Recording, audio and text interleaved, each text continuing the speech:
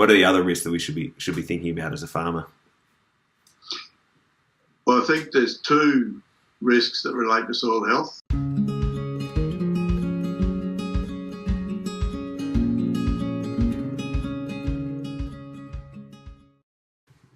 G'day everybody, Sam Marwood here from Cultivate Farms, and again I have the pleasure of interviewing a legend in the agriculture industry. I always like making you smile as well, but he is Terry McCosker from RCS. Terry, welcome again to another chat. Thanks, Sam. Always happy to have a chat. Well, we spoke. Hopefully, people watched our first interview, and it went so well. We had so much great feedback and I enjoyed it so much. And I selfishly asked Terry for another chat around more topics, and he said yes, which is brilliant. And I know this is going to be some great content for everyone in the agriculture industry across the country. And aim is to get these ideas and knowledge out of Terry's head and share them with you guys. And we've got a range of topics that we're going to unpack, and we may not get through everything in these discussions, but we'll keep going until we get everything out of Terry's head and into your head. That's my goal. So Terry, thank you very much, mate. Look, we've got a few things we'll talk about: soils. We're going to talk about risks in farming, and then move on to people around the best farmers, aspiring farmers, retiring farmers, and unpack concepts all around there. But first of all, I want to kick off around soils and I grew up on a farm, Terry, but we didn't really talk about soils much when I was growing up. And over the last 4 years, starting Cultivate Farms, I've noticed it's a hot topic in the ag industry now. This soil health, soil carbon, and unpacking all of that. But it feels like soils are a big player. Would you say soils are the number one thing to think about as a farmer? And if so, why? It's absolutely the number one thing to think about. Probably the best story I've got around that was a very long-term client and friend of ours who said when he first did grazing for profit, he learnt that he wasn't actually a livestock farmer, that he was actually a grass farmer. But then he said a few years after that he learnt that he wasn't even a grass farmer, he was actually a soil farmer. And I think that sums it up pretty well, that when you really think about it, everything that we can produce starts with the soil and soil health. So if we can't hold water in the soil, if we can't recycle minerals in the soil, if we don't have the biology to feed the plants in the soil, then the plants are sick. We end up with diseases. We end up with insects in our plants. We'll end up with unhealthy animals and low productivity, and we'll end up with unhealthy people. And there's some really alarming trends in human health now emerging since about the mid-90s globally. So I think, it all starts with the soil. And so I think that there's a lot we can actually do about soils. And I think one of the most alarming things that I've seen recently when I was in southern New South Wales, and while we were having lunch, there was somewhere between 11 and 20 mils of rain. And then it was in a short, sharp sort of shower. And then we drove for 45 minutes out to a property. And every dam we drove past for 45 minutes was bywashing after 11 mils of rain. And when we drove back in the afternoon on the flat country, water was still sitting on the surface. Now, that country looked like it had been ploughed because it was in drought. Now, if 11 mils of rain doesn't go into your soil, then your drought is not caused by lack of rain. And I think it was a stark reminder to me that 5 and 10 inches of rain in that country is not going to break the drought, because it's not going to go in. And when they get heavy falls of rain, they're just going to lose more soil. So we've actually got, and that's a big issue, not just in southern New South Wales, but I think New South Wales is one of the worst states. But it's very significant. And if we can't get water into the soil, then you can't break a drought. So it all starts with the soil. So you think, so farmers are missing out? Is that the way you feel about it? Is that they're missing out on this water soaking in and just all the soil doing the work for them? Is that how you see it? That there's these benefits that we're just not really grasping? Yeah, I think our soils have been abused for so long that they've nearly given up. And if you can't get air and you can't get water into a soil, then there's not much you can do with it. And it doesn't really matter how much rain you get, you're going to have a drought. And, you get 2 inches of rain and you're 5 minutes away from the next drought. Whereas a farm where that water goes in, and that was the farm we were driving to, the water came off the neighbouring farms, filled their dam, and went about 50 metres into their paddocks and completely disappeared. Their country had grass cover, and the soil just went straight into the water, went straight into the soil. Now they're making money out of that rain, and everyone else just sent it down the drains, and their soil with it. It's a disgrace, quite frankly, because I think it's our national estate, and I take an Aboriginal view of land. I don't believe we ever own land. We're only custodians of it for a very, very short period of time, and I don't like the way a lot of people are being custodians at the moment. Well, let's say you were driving past one of those properties and all of a sudden you were custodian of one of those ones where the water was just flowing off or sitting there not going anywhere.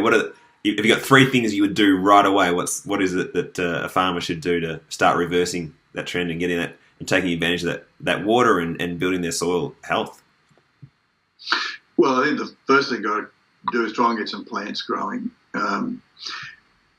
What a lot of people want to do is go out and rip it up and break up the capping and the crusting and the compaction in those paddocks. Now, unless you change the management that created that symptom treating. So what I would probably do is get out there with a tined implement and get multi-species plant communities going. Now, whether that's multi-species pasture, multi-species cover crop, multi-species crops, I don't really care. But what we need to do is get root systems in. And if you use a tine implement, you're going to get water in, you're going to get air in, and that will feed some biology which needs to feed the plants. And we've got to get some biodiversity back into the system in terms of plant community and biological community within the soil. I think that's the first thing. The second thing then is to treat the symptom that caused it in the first place. For a lot of that, it was overstocking and overgrazing. So overgrazing is when you come back and graze a plant too frequently and it doesn't get any rest, and overstocking where you've got too many animals on a place for too long. And then in the cropping systems, we've got no ground cover left. Not enough yield grown, or all the ground cover's been eaten off by sheep or whatever. So there's nothing there to slow that water down. I got a photograph yesterday sent to me from a farmer in Victoria, and they had 80 mils of rain in about 2 hours, and that's the first. That only had 20 mils of rain for the whole year up to that. And that just took the topsoil off. So you could see that straight away that soil is now just down to subsoil. And then you've got years and years and years of work to try and rebuild some topsoil again. And that's what's likely to happen if we get a break in the season now with heavy rain. It's just going to take soil with it. So is the outcome, and I've heard this before a few times, Terry, and I'm not an expert, the idea is having green for all year round? Is that the core of what this concept is? And that, I assume, means you've got grass, which is, or vegetation, which is bringing nutrients down. It's helping to break the soil apart and just constantly doing that. And I think tied in that is this is soil carbon, and carbon sequestration into the soil, which I understand is great for the microbes, etc. So is the core of it keeping grass 100% of the year leads to all these other benefits? Is that what you're getting at? Well, yeah, whether it be grass or whether it be crops, but we've got to keep living plant material on there for as long as there's moisture. And when we don't treat the soil well, our moisture either doesn't get in or doesn't last very long because there's no sponge there.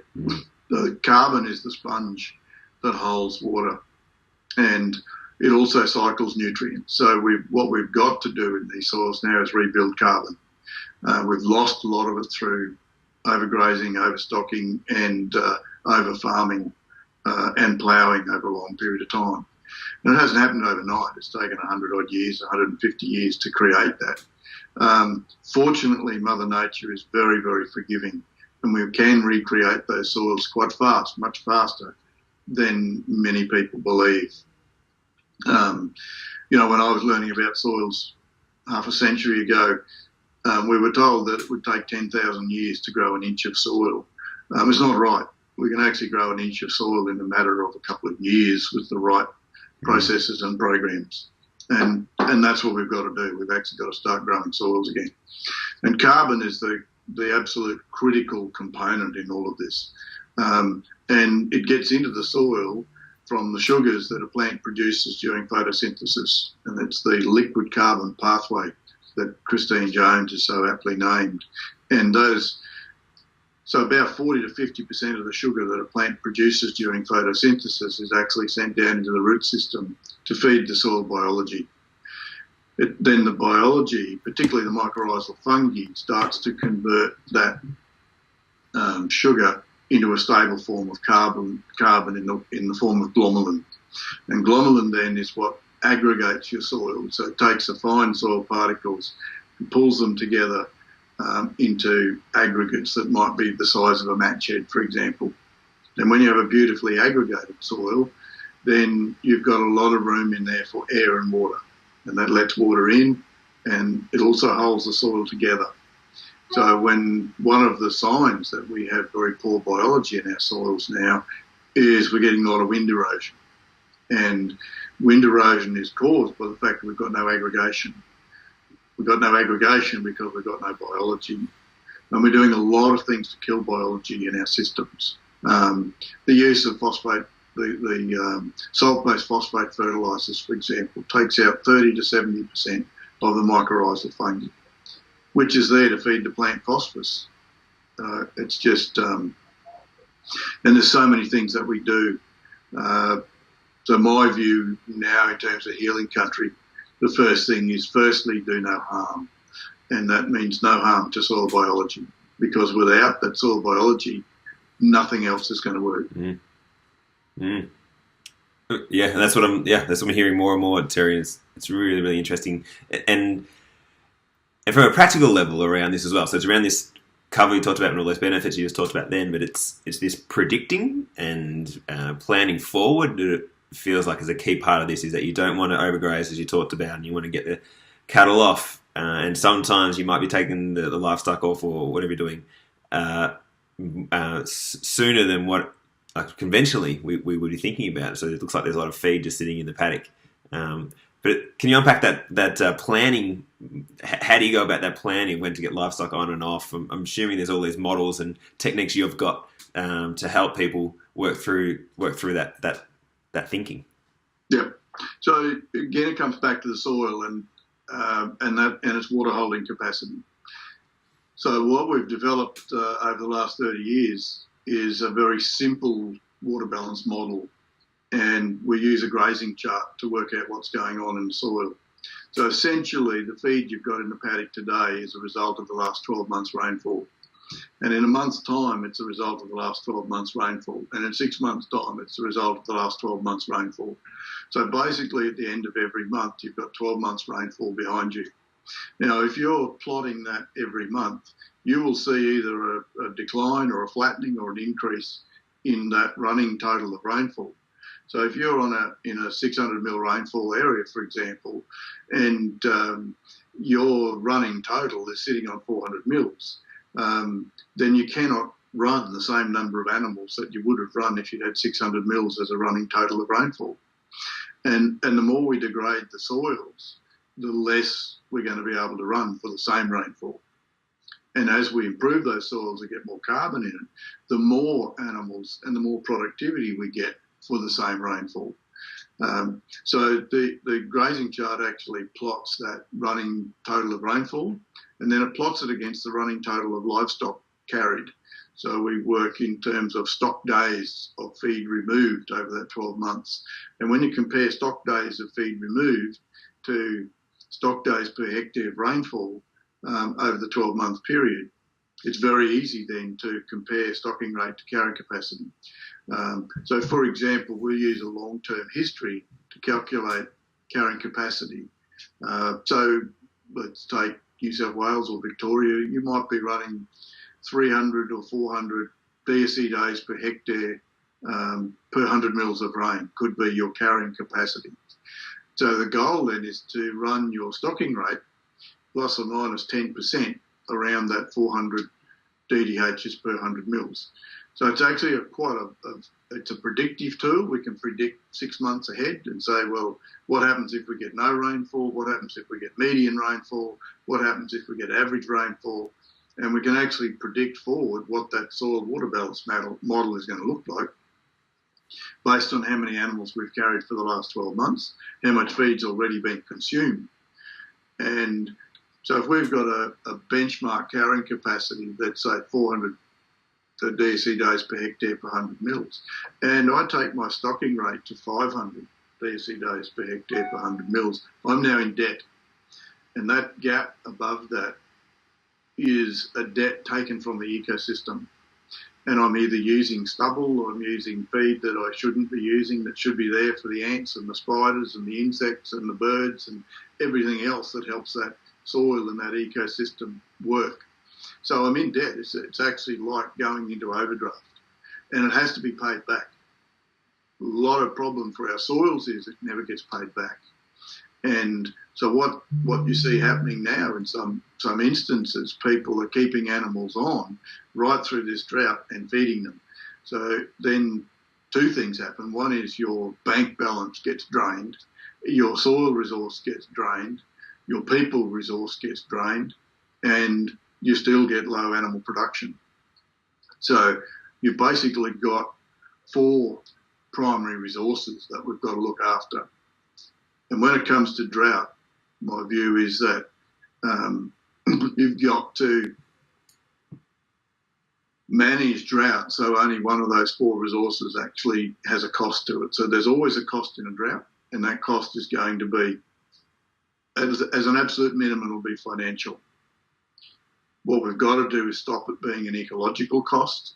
In other words, it drains our landscape and destroys it. We've got to stop it being a cost to livestock so they get poor and die and all of those sort of stupid things. And we don't want it to be a cost to people. We don't want people to be stressed and worried and so on. So a drought will affect your bank balance. But somebody that's managing drought well will restrict that loss in a drought to the bank balance and not sacrifice anything else. And using that grazing chart and that tool of knowing where your carrying capacity is relative to rainfall and knowing what your stocking rate is every day of the year relative to rainfall, and then you can actually manage those two things really well. It sounds great, and I've got my head around that a bit more. I think the biggest barrier is thinking this is just so complex. But I assume, Terry, once you get stuck into this, it becomes second nature, and it's like anything. You get used to it, and you can work through it more easily. It is not rocket science. If you sit down for 2 hours, you can work out how to do it. Mm-hmm. You can get software to do it for you. So there's the Maya grazing chart, for example, which does all of these calculations for you. All you've got to do is enter the information on your phone every day about where your animals are and put your rainfall into it. And put it in your purchases and sales, and you've got all your livestock records, and you're able to plot your stocking rate to your carrying capacity continuously. And that's where we need to get to. To me, I don't know how you would actually manage a livestock property without a grazing chart and do it effectively. You're just guessing if you don't have that, and it's a very, very simple tool. Well, Terry, I want to move on to, we talked about there with soils around risks, and I think soils are probably a key part of risk mitigation, but in the ag industry you hear about, and in what we talk about, we're getting young people onto farms. People say farming and agriculture is so risky. You've got to be alert to those risks. I would love to unpack in your mind what you think people, what are the risks in farming and agriculture, but I'd love to get your spin on how we can mitigate these risks, and so people can be confidently go into these and say, yeah, of course there are risks in farming, but I know what they are, and I hear my systems to mitigate these risks. You're never going to get rid of them. But I'd love to get your thoughts on what are those things that a farmer should be on top of to help mitigate, and is that, and I reckon I know what your answer is going to be, but is that centered around soil health as well? But what are the other risks that we should be thinking about as a farmer? Well, I think there's two risks that relate to soil health, and the other big one, of course, is price fluctuation. So I'll talk about price first, because that's one that most people get hung up on. Yep. It's a very, very simple one to address. In any commodity, at any point in time, you know the variation in price received. So it's pretty easy to take the last 10 years, sheep prices, cattle prices, grain prices, whatever it is you're producing, and just plot what the price has been on a monthly basis or whatever you like, weekly, whatever. And what you'll find is that the prices work within a range. So it goes up and down, generally within that range. Sometimes, as we've seen in the last few years with cattle prices and with protein prices generally, we've gone on to another range. But there's a new range established higher than the old one. But it will still be a range. So we know pretty well, like with quite a high degree of certainty, where prices are going to be. They'll be within the high and a low. What you don't know is when they're going to be there. But there's a very, very simple way to protect yourself from that so that you always make a profit. So if let's say your cost of production on wheat, take an example, is $200 a tonne, and the price of wheat falls below $200 a tonne, you're going to lose money. But if your cost of production is $100 a tonne and the price of wheat falls to $150 a tonne, you're still making money. Very, very few farmers can tell me what their cost of production is in cents per kilo of wool, cents per kilo of lamb, cents per kilo of lamb, cents per kilo or dollars per tonne of whatever crop you're growing. You have to know your cost of production, and your cost of production's got to be below that low line and then when the price is high, if you keep your cost of production down there, you're making a lot of money. If your cost of production is below the lowest price you're likely to receive, you will always make money. And that's what it comes down to, is cost of production. And firstly, you've got to know that. You've got to know what drives it. And two things drive it. One is your cost, and the second is production. And what a lot of people focus on is cost without looking at production. And unfortunately, what we've got in agriculture is this production paradigm where people talk about, I cut so much wool, my yield is X tonnes per hectare, my weaning rate's 95%, et cetera, et cetera, et cetera. What we don't talk about is what's the cost to produce that. If, for example, let's say the average production in a district, just to pick a number, might be, if you've got a production focus, you might be aiming for, say, 3 tonne per hectare of a particular crop, right? But if that costs you $250 a hectare to achieve, then there's quite a small margin. If, though, for example, you only produce 2 or 2.5 tonnes of that product per hectare, but it costs you $50 a hectare to produce, you're making a lot more money. But the thing that people focus on is production and not the cost of production.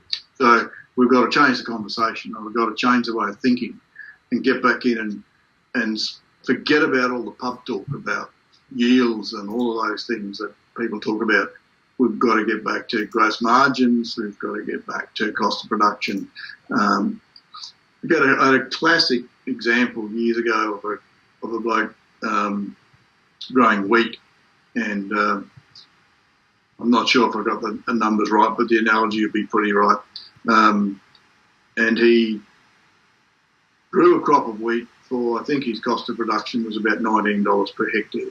The average cost in the district was $250 a hectare. The average production in his production group was about 2.5 tonnes per hectare. His production was about 2.2 tonnes per hectare. And when they got into their discussion group and started talking, all they talked about was yields. And his yield was lower than everyone else's, so he was sort of poo-hooed a little bit. And he said not one person in that group ever asked him what it cost him to produce that crop. And the interesting thing was the same night after they'd had that discussion group, his agronomist rang him up and said, look, I don't think we need you in our group anymore. Now, if you, to me, that really signifies the idiocy of just focusing on yields instead of looking at cost of production. And I don't think to this day anyone's ever rang him up and asked him how you produce a crop for $19 a hectare. So we've got to change that paradigm. I think then let's come back to the soil, the other two risks that we've got. The other one is climate, obviously, and rainfall. Yep. And that actually comes right back to, if you're grazing, it comes back to a grazing chart. And knowing your stocking rate and carrying capacity and monitoring those two things in relation to rainfall. So if somebody gives me a stocking rate or carrying capacity that's not related to rainfall, I know it's basic BS. All right. So that's how you manage rainfall in a grazing situation. It doesn't matter whether it's sheep or cattle or whatever you're running. In a cropping system, it comes back to soil moisture and being able to monitor how much moisture you've got. Now, one of the things that surprises a lot of people is that the more plants you grow, the more moisture you will store. So there's, if we take a lot of areas where people fallow over summer to store summer rainfall to grow a winter crop, the research actually shows that if you grow an intermediary crop, and it might be just a short one over summer, to get some living production going in that soil and then to give you ground cover for the rest of summer, the yield of the following winter crop goes up.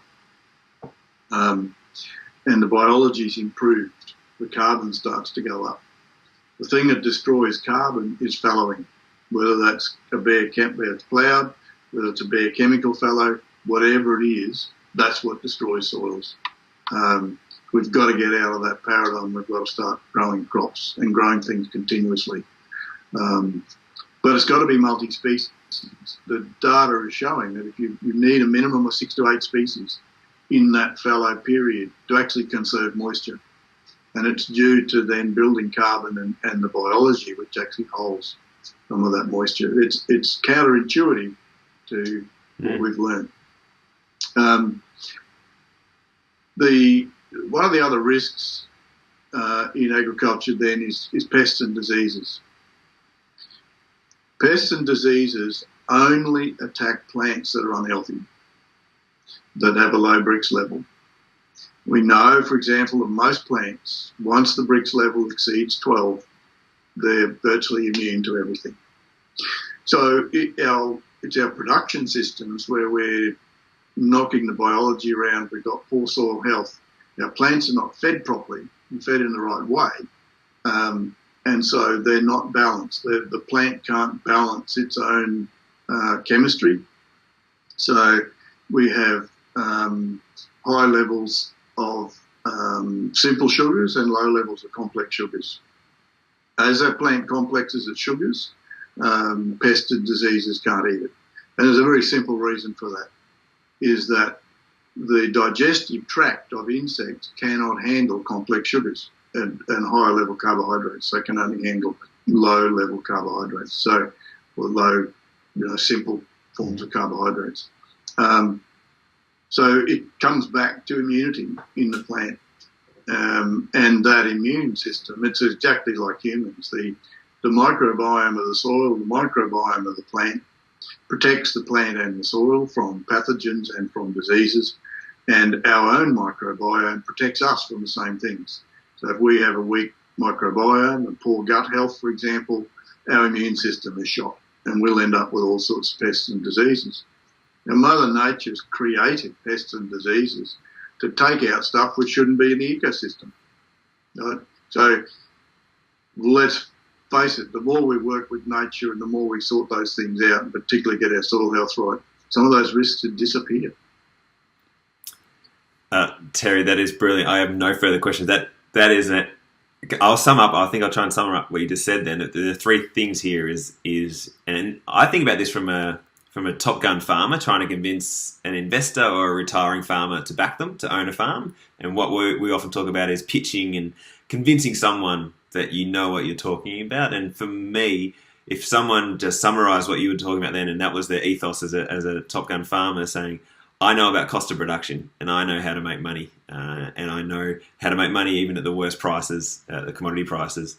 2, I know how to build healthy soil, because that's the thing that's going to maintain my moisture levels and increase nutrients and help my plants to grow. And 3, I'm going to have healthy plants, which means I don't have as many inputs to keep them healthy. And like if a farmer could wrap up that as their pitch to an investor or a retiring farmer, I think they'll be on that gives so much confidence that they know what they're talking about, and just seems so powerful and relatively simple as well, Terry. I love it.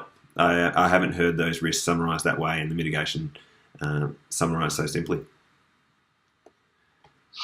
That's because I'm just a simple person. I had a heap of follow-up questions on that one, Terry, but you've answered them all. I'm comfortable. We've tackled risks now, so I want to move on to best farmers, and I think this ties into our questions just then around soils and risks. But I'd love for you to unpack, and maybe you can talk about specifics of a farmer. You don't have to name names, but what are the characteristics of the best farmers when you're driving around? I was thinking about that story you talked about in southern New South Wales, driving around the district and going to this farmer who obviously knows what they're doing. Like, what are the characteristics of the best farmers in the industry that you've worked with that are profitable, that are happy and loving what they're doing? I'd love to unpack that, because that's what I want our farmers to be aspiring to, is to learn from the very best. I think the first characteristic is that the most successful people continue to seek knowledge. They're open-minded, they're prepared to be challenged, and they're prepared to change what they're doing. And that also comes back to knowledge. My belief, though, is that there is so much knowledge out there at the moment that you need to filter for it. You need to be able to filter that. Well, there's not necessarily knowledge. There's knowledge, there's information, and then there's wisdom. And I think that how do we take the information age and create wisdom? And one of the things I learned from Professor Stuart Hill, which I've never ever forgotten, and Stuart talks about, there is simplicity and there is complexity, which is Mother Nature is extremely complex. And then there's what's called profound simplicity. And profound simplicity is the other side of complexity. In other words, we don't need to understand the complexity of Mother Nature. We need to understand the profound simplicities that Mother Nature offers us. And it is pretty simple. Add carbon to your soil and everything fixes up. Stop poisoning her and she'll come back and help you out. There's a lot of profound simplicities that we understand. And the second filter that I use is principles. If the knowledge or the information that's being peddled doesn't fit fundamental principles, then it's not right. So I use those principles as filters. I think so. So knowledge, seeking knowledge, and the second step is actually using that knowledge. The people who are successful are the ones who actually take new paradigms and new knowledge and implement it. They do something with it. And they might do something small scale to begin with. Start small, fail early type of approach. Because when you're doing something new, it's pretty easy to fail. But those failures, I think, are learning experiences. Pretty well all the wisdom and knowledge that I've picked up over a long time from a lot of very, very wise people has come about from the mistakes they've made. It's not what you get right that you learn from, it's what you get wrong that you learn from most. And I think making mistakes or having learning experiences, I don't think we should talk about mistakes. It's only a mistake if you do the same thing 3 times and get it wrong 3 times. But if you're doing something for the first time and you learn from that, that's a learning experience, not a mistake. So testing, trialing, having the numbers. So if you're testing out your stocking rate to carrying capacity, for example, the only way you can test whether your benchmark carrying capacity is actually correct is with the records and have the numbers, have the grazing chart, and then test that every year. So, one of Savory's philosophies is when you make a decision, assume you're wrong.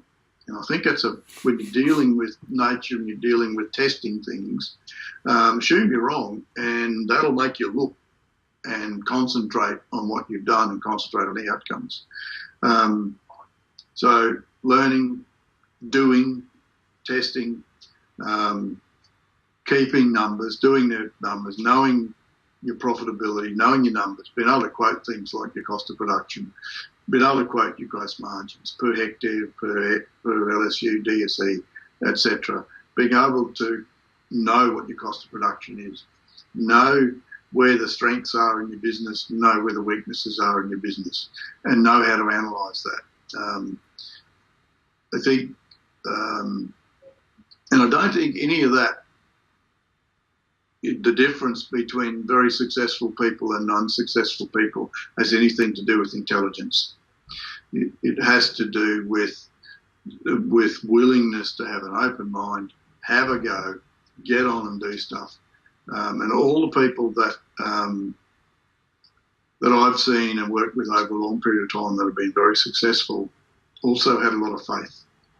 And they had faith in the decisions they made, and they had faith in the direction they were going in. And I think that's one of the really exciting things about regenerative ag. But in grazing, it's all pretty well known stuff. We know how to do that pretty well there. But in the cropping arenas, when you're converting from an industrial system of farming to a biological system of farming, that transition period is not so well known. And there's a whole lot of options in the middle. And the biggest fear that most people have is what I call the valley of death, which is that bit between those 2 points. And it doesn't actually exist.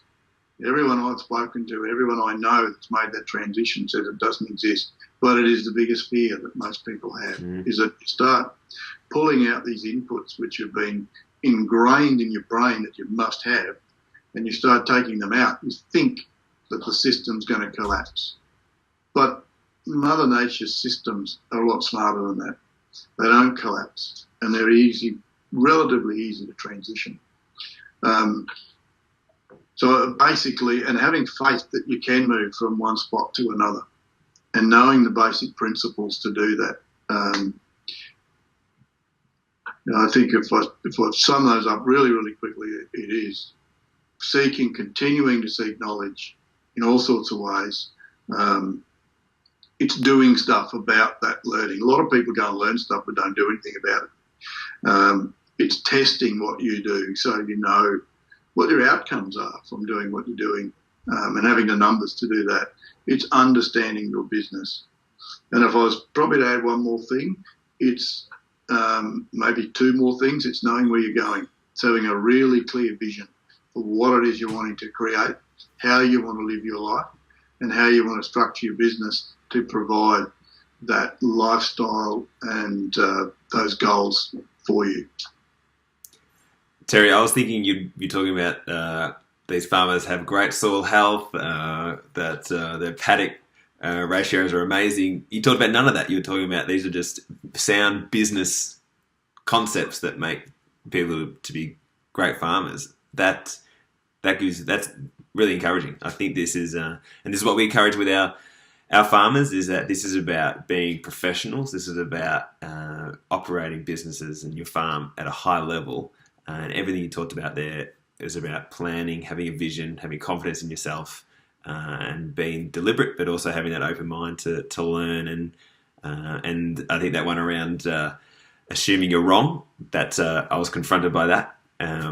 That's probably a mentality I need to have more of. But I can see where you're coming from there. It's if you're assuming you're wrong, you're open to testing and adjusting versus no, I know what I'm doing. I know exactly what I'm doing, and you might miss out on those opportunities or chances to fix things up that you could get onto if you had that mentality.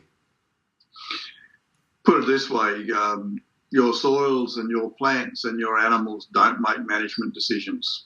Mm-hmm. Yep. So what makes a good business and a successful person is good decision making, and that comes back to people issues. And it's all about people. Like it's good relationships and effective people make an effective business.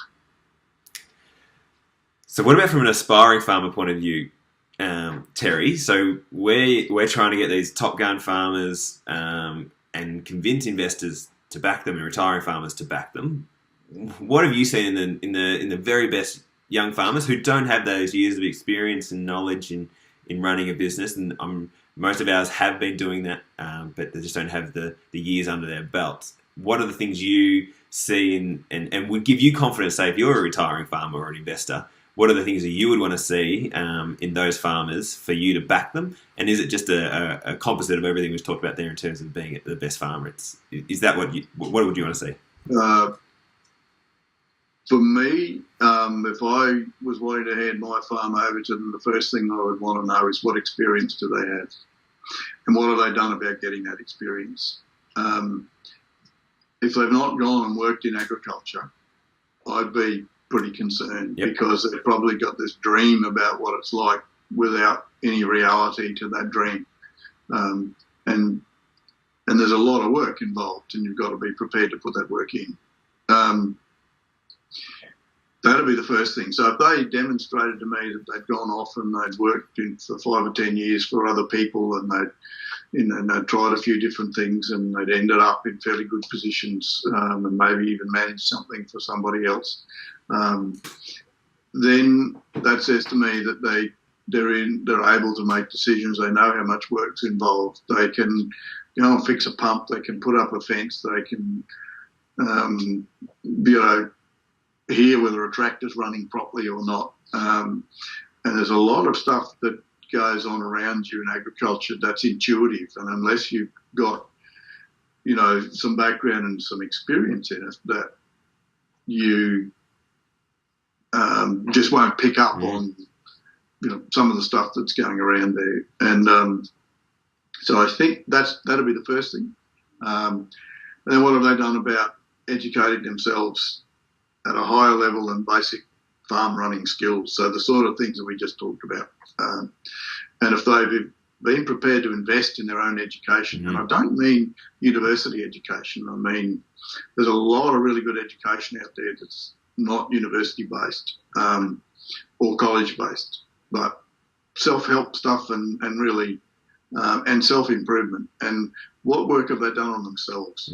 There's a lot of programs and courses and things that people can do to really improve their own mind and improve their own attitude so that every day is a good day, and that's a choice we make every day. When we wake up, we choose whether it's going to be a good day or a bad day. And I want that sort of attitude where somebody wakes up every day and chooses for it to be a good day, and they've done enough work on themselves to know the difference and have some basic skills. And I think I'd back them with those, the hands-on experience on the land, and then have done a fair bit of self-improvement work on themselves, and have a really good dream and vision of what they want to achieve. So that's the driver, the thing that gets you out of bed every day, the thing that gets you through the fact when it's not raining and you're losing money or whatever it is, or you have a hailstorm come through and wipes out your crop. Those things happen. And you've got to be resilient to those sort of effects. So to me, it's all about the people. That's great. And as you're talking, Terry, I'm and I've been thinking about this a lot over the last few years, and I've been thinking about our first farm that we matched, which is Freeland Pork, and thinking around why we matched them with an investor and why this investor wanted to back them. And I think it's because of those three things you talked about, is that they'd been out there for years working on farms, jackaroo, jillarooing, and then they had a lease established where they were growing their own pigs and putting their own money and their own skin on the line to show they know how to handle money, and then if they were going to handle somebody else's money, they were going to do a good job in it. So is that proving? They also had mentoring, so they paid money monthly to have someone pull them apart, pull their vision apart, and pull them apart, and help them with that cost of production. Understanding that was a key thing as well. Yep. And their vision is they're just pumped up, inspired entrepreneurs who want to grow the best meat and sell to their customers. Those three things, I think, are so key. And I've been, again, reflecting on this for many years. It's, you think about if you were in that position, like you just talked about then, being a retiring farmer or an investor, and you've got your money that you've earned and spent time making, or you've got your farm that you've spent generations building, and someone's coming to you saying, hey, I think I'm worthy of you sharing that with me. And to think about it from those point of view, like, well, yeah, have you tried? Have you had your own skin in the game? Are you continually learning? And are you in this for the long haul? Where's your vision? I think you've summed it up again really well, Terry. They're the things we encourage our farmers to be thinking about and proving and demonstrating they want this. Yeah, and I think the one I missed, which you picked up on there, was having a go. They've proved that they're prepared to have a go with their own money, and I meant to say that but missed it, so thanks for picking up that one. It's a good one. I tied it in with yours, Terry. It's all good, mate. I have a big list of more questions, but I think we should wrap it up there because I think it's a nice little package of questions. I'd love to unpack with you more regional communities, our vision for agriculture and farming, and also retiring farmers in another catch-up if you'll let me, Terry. But I have loved that. We're going to create little snippets out of this and share it and get this wisdom out because I think everyone should be hearing what you're saying. It's brilliant, mate, and I really do appreciate you generously giving of this knowledge. And I encourage farmers out there to listen to this on repeat and get your head in the right space. And because we want you to succeed, we want to get the best people onto farms. We want farmers making lots of money and doing good for the land. And Terry, thank you very much, mate, and hopefully we'll speak soon. Thank you, Sam. Cheers, Have mate. a good day. Thank you for your attention and for watching this video. Click here or somewhere to watch more of our videos. If you're new here, please do subscribe. We want more of your attention. We want to get you inspired to get onto your farm. Let's get you farming.